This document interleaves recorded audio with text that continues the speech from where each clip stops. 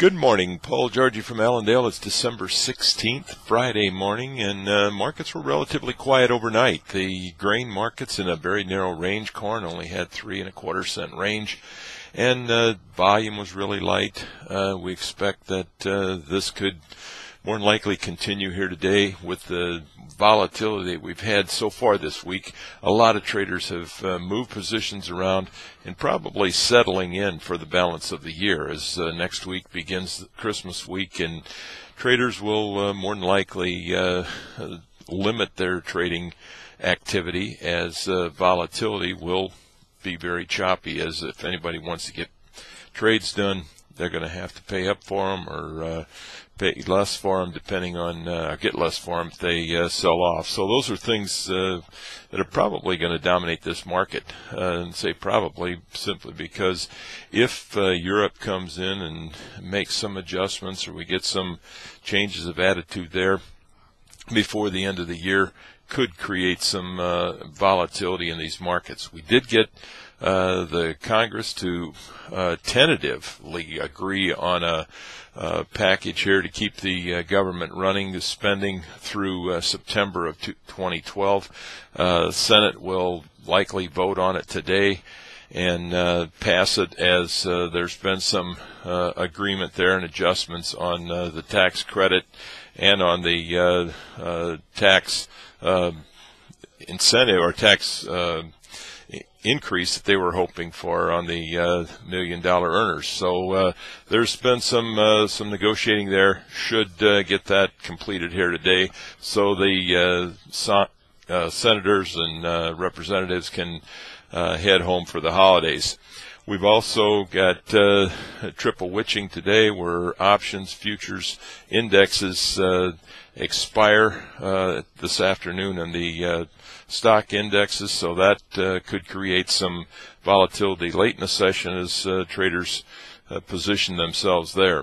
In the fundamental news in the grain markets, weather out of South America continues to provide support. If we didn't have that, things would probably look a lot worse, as demand still struggles. We wait for any kind of announcement from USDA here at 8 o'clock in the morning, when they usually announce any export sales. We haven't seen any large sales there in recent days, and that's certainly holding pressure on this market. But dryness in South America continues to support the bean market. There is no rain expected till mid next week, and in the soybean growing areas, Brazil and into Argentina, that is giving us some strength. But the bottom line there is that temperatures are relatively mild, and the damage that we've seen here in the U.S. this summer that we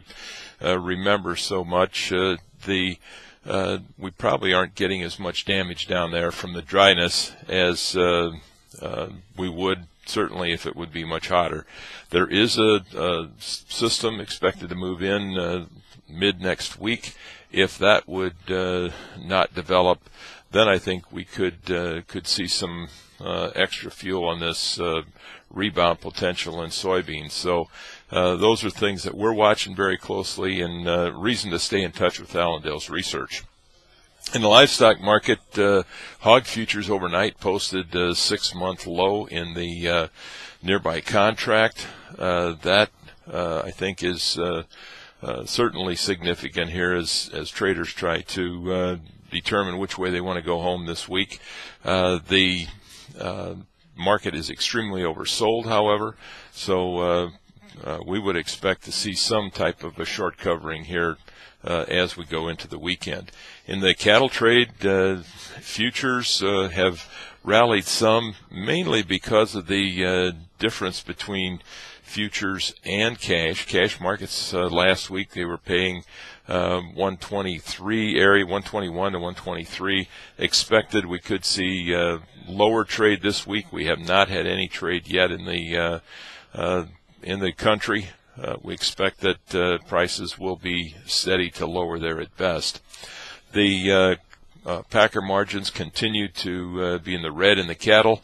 anywhere from $30 to $36 a head. So not a real incentive there for packers to pay up for cattle at this time.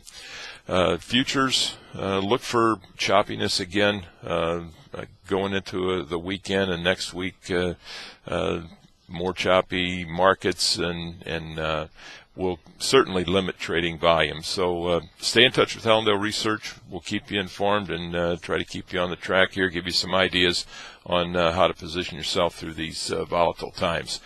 We wish everybody a very successful trading day, and we'll talk to you on Monday morning. Thank you.